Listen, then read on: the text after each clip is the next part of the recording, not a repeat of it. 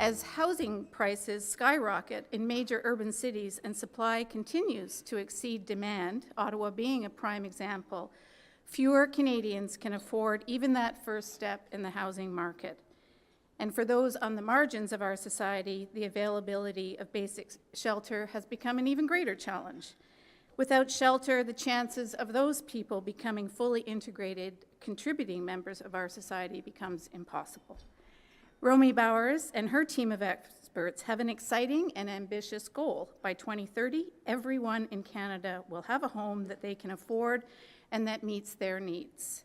She believes CMHC can be a catalyst for solving housing affordability challenges and be a leader in building an equitable housing system free of systemic racism. On behalf of GGFL, I'm thrilled to introduce you to Romy Bowers.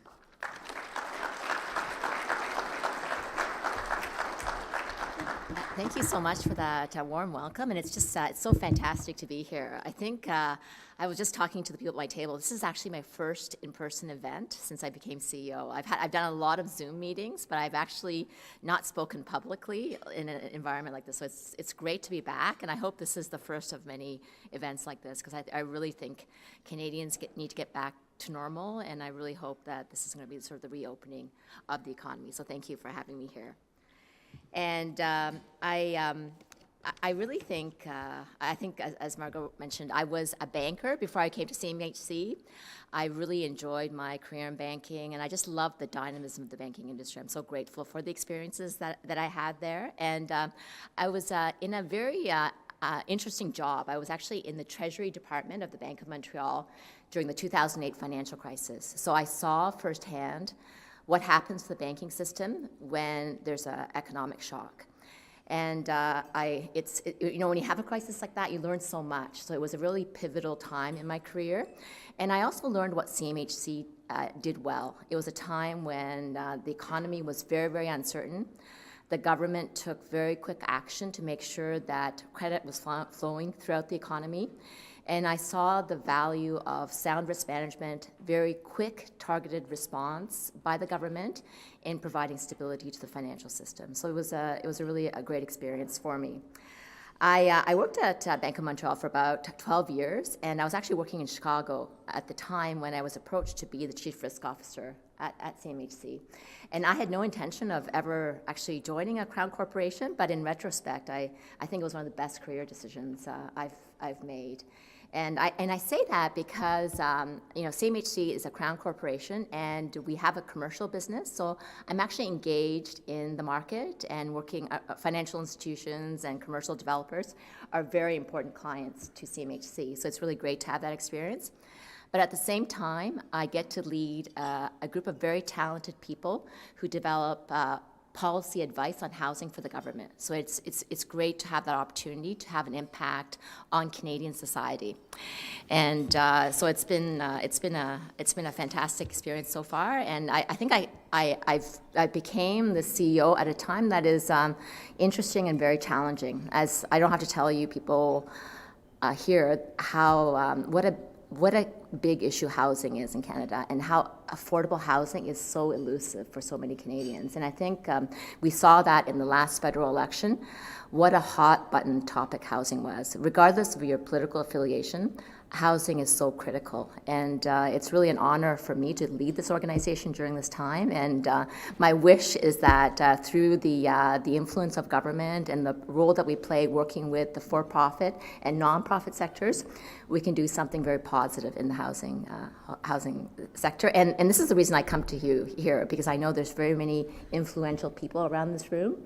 And it's my belief that the housing crisis in Canada can only be solved when the public sector and private sector work collaboratively together. So I hope you share that sentiment, and I look forward to talking to you about that a little bit further.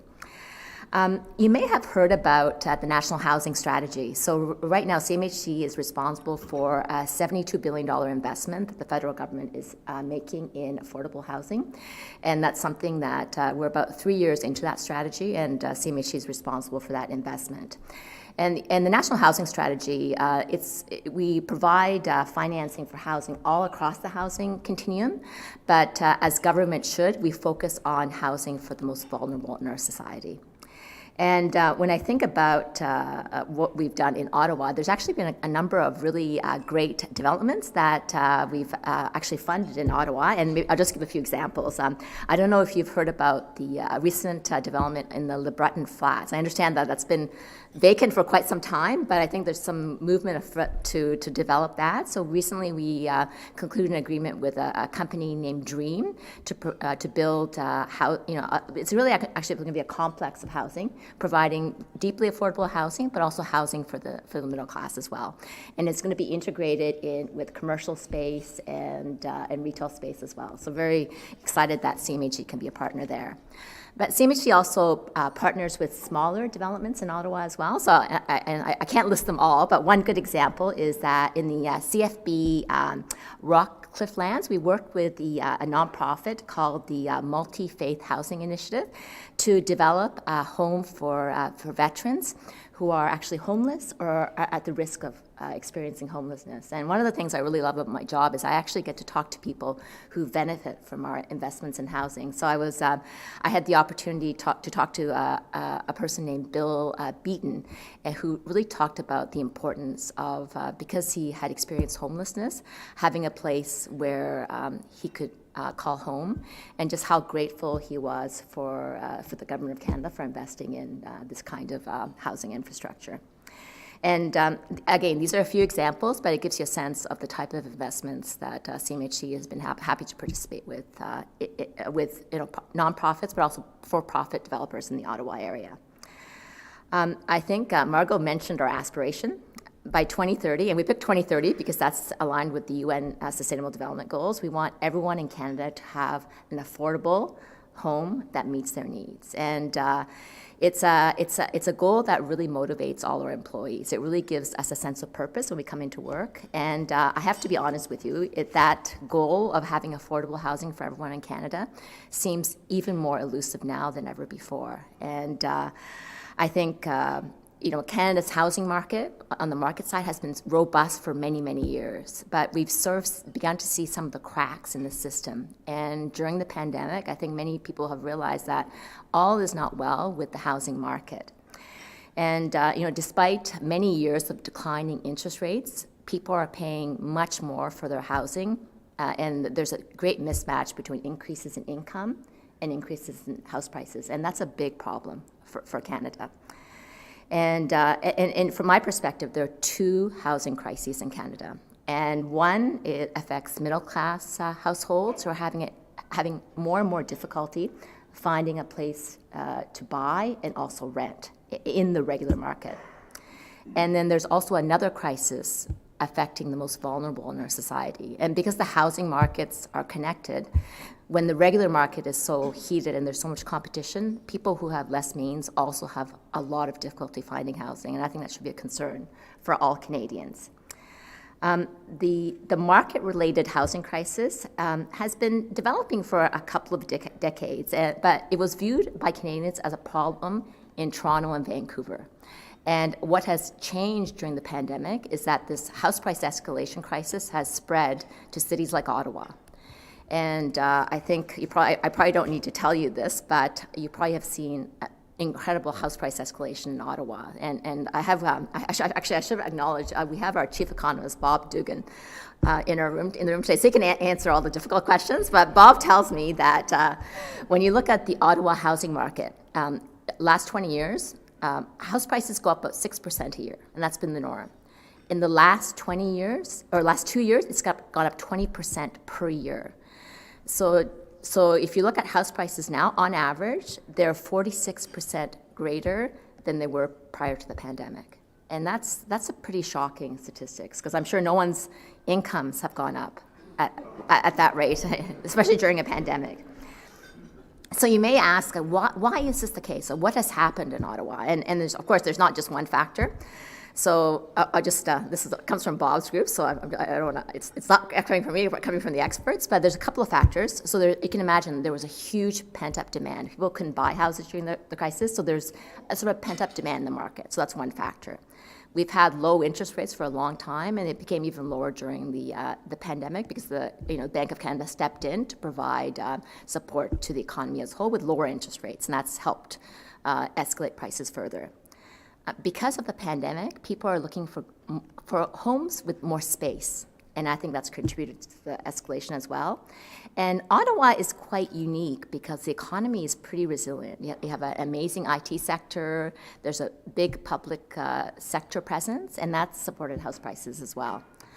But the last reason, I think, is probably the most important one from our perspective. We feel that there's a great mismatch between supply and demand. And that's really at the root of many of the problems. And we're not talking just about market supply, but supply all across the housing spectrum. And that's an area that CMHC feels that we can contribute through our financing and through our other tools.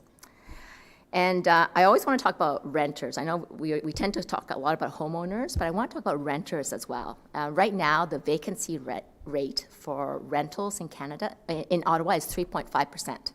So you think, well, that's pretty good. Like that's a pretty healthy vacancy rate. But when you actually look at rentals that are available for lower income members of our community, people who work in service industries, the vacancy rate is actually close to zero.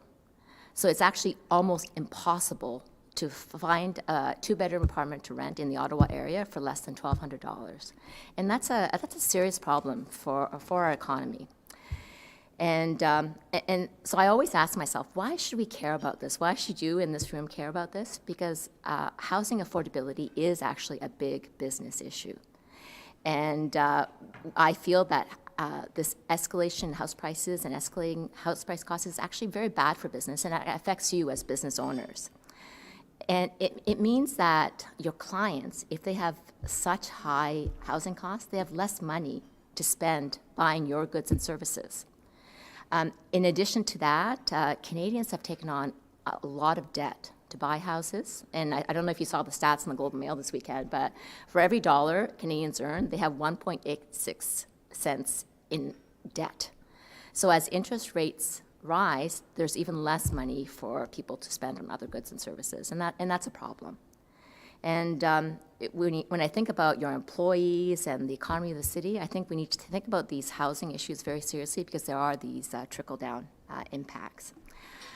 I do think another interesting phenomenon that's happened during the pandemic is the migration away from large cities. So I live actually in Toronto, and I go down to downtown Toronto, and it's still a ghost town, unfortunately. And on one hand, it's great that people have the flexibility to move away from downtowns and high-priced market. And I know smaller towns and places like Gatineau across the river have really benefited. But I think this change in work habits has a big impact on business as well.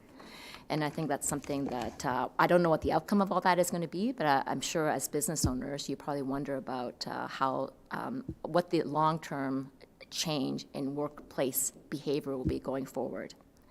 And Ottawa is a bit of a special case in this because Ottawa, more than any other city in Canada, the employees here have the ability to work remotely. About 50% of the people who work in Ottawa have jobs where it's possible to work remotely. So you wonder how that's going to actually translate to not only real estate practices, but how people use business services, especially in the downtown area.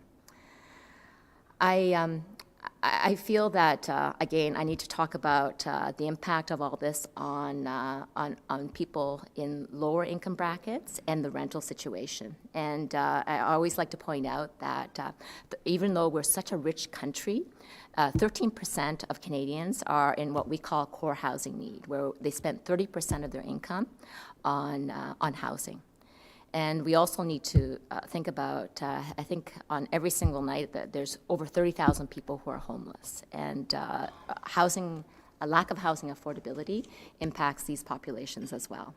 So anyhow, so that's a quick overview of the housing challenge. I know it sounds a little bit depressing, but I always like to now turn to what can we do about it? Because I think there is a lot that Canadians can do. Because I was listening to a testimony that the Bank of Canada governor gave to the, I think the Finance Committee of the House recently. And one of the things that that really struck home with me is that the Bank of Canada recently did a survey of Canadians.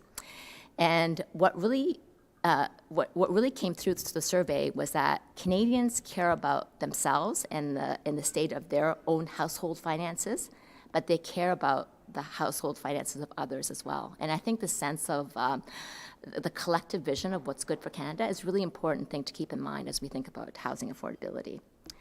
And again, I want to go back to what we think is one of the biggest issues facing Canadians is this mismatch between housing demand and housing supply. And you've probably also read in the newspaper that Canada has one of the fastest growing populations in the G7. And this is a really great thing, because many countries in the G7, their populations are actually declining. But because we have such a progressive immigration policy, our population is actually growing. But we're not building enough houses to welcome these new Canadians, newcomers into our country, and that's something that we need to address ASAP. And with this whole supply-demand imbalance situation, you think, well, gosh, the answer is simple. We just need to build more houses. We have so much land in Canada. What's the issue? And again, it's easy for me to say this, but I know the fix is a little bit more difficult than it seems. Through the National Housing Strategy that I mentioned, the federal government is investing $72 billion over 10 years, and we're going to create 180,000 new housing units, which sounds great, but it's not nearly enough to address the housing needs that exist in Canada. And that's why we need more support from the private sector, because when you look at housing stock in Canada, 95% is provided by private sector financing and private sector. So government needs to work together with the private sector to make sure that the supply response is robust. And maybe there's a lot of barriers to that supply response, but maybe if I could point out two of them. One of them is often happens at the municipal level. And again, this is not to point the finger at the municipal level, but it's very difficult sometimes to create new housing, especially in well-developed neighborhoods. And part of it, there's a certain amount of red tape and maybe inefficient processes in certain municipalities that's causing part of the problem. But another part of the problem is NIMBYism, and especially homeowners. There's a tendency to want to protect their neighborhoods and resist new developments. And there's always, in my mind, a balance between taking into consideration the needs of homeowners, but also taking into consideration the people who want to move into the neighborhood. And when you think about things like climate change, creating more density, providing housing for people who are in the lower income brackets, we really need to have a better balance between those two opposing forces. And I hope that as we have these sort of national conversations, we'll have better clarity. And this has to happen at the local level, because a lot of the housing decisions happen there. A couple of weeks ago, we hosted a housing supply summit, which was attended by the Prime Minister, Minister Hussein, who is Minister of Housing, was also a key driver of the summit. We had municipal leaders from all across the country, and it was really a great opportunity to talk about what can we do all together to create more housing in Canada. And it was really a fantastic event. And you may have heard that as part of the election promise of the current Liberal government is to create a municipal accelerator fund. And this is a recognition that the federal government needs to provide financial support at the municipal level to block those barriers for development. So again, I don't have a crystal ball, but I anticipate that in the coming budget, there will be more investments by the federal government at the municipal level to make housing supply more of a reality. And recently I read Mark Carney's book called Values, and one of the things that I really liked about his book was that he talked about how the government plays an important role in creating the foundational tools for economic growth. But it's really the power of the private sector that actually provides the financing, the operational capacity to make things happen. And I think that's the model that we really espouse at CMHC. And I talked to many different audiences, but because I have connections in the financial services industry from my past life, I've had some recent success, or my teams have, getting the Bank of Montreal, Scotiabank, and Van City Community Bank to make a $22 billion commitment over the next 10 years in affordable housing. And I just use that as an illustration of the interest that exists in the private sector, of the importance of housing and the need for the private sector to get involved as well. And we also at CMHC work with smaller actors as well, because I know $22 billion sounds like a lot of money, but we've also had really great partnerships with smaller firms. We worked with a tech company called Help Seeker, and they actually have an app that helps link social housing and also supports with people who are more vulnerable in our society. So that's a really good example of technology enabling connections between housing resources and the people who need them most. We've also seen a lot of innovation in things like modular housing and also things like green bonds, green financing. So that's been great as well. So that CMHC is very happy to support. I also think with all the focus on climate change, green housing and the transformation of the construction sector is it's a business opportunity, but it's also an opportunity to contribute to a more robust housing stock in Canada. So again, another area where CMHC is really looking forward to contributing. The third area where I think there's a lot of opportunity for partnerships between government and business is retrofits of rental apartment buildings. When you look at the rental apartment stock in Canada, most of them were built in the 60s and 70s, aging very rapidly, in need of massive renovation. And it's very tricky to do this because of the cost, but also you don't want to impact the residents living there. And I feel that there's an area where there is room for a lot of innovation and participation by the private sector in making these renovations happen. Because unless we do that, we're never going to be able to meet our climate change commitments. And that's really a key focus for CMHC and for the government as well. So I just want to close off by just really encouraging you to be interested in housing, to if there's projects that you're interested in, and if you feel that CMHC could provide support, please reach out to me, because I'm very happy to engage. We have 2,500 very talented people who are very anxious to work with you to make housing situation better for all Canadians. And really, I really appreciate the opportunity to speak to such an influential audience today. Housing is local, but I think in this room, there's a lot of potential for making housing outcomes so much better for people living in Ottawa. And ultimately, I think that's great for business, and it's great for the economy of the Ottawa area. So with that, I wanted to thank you.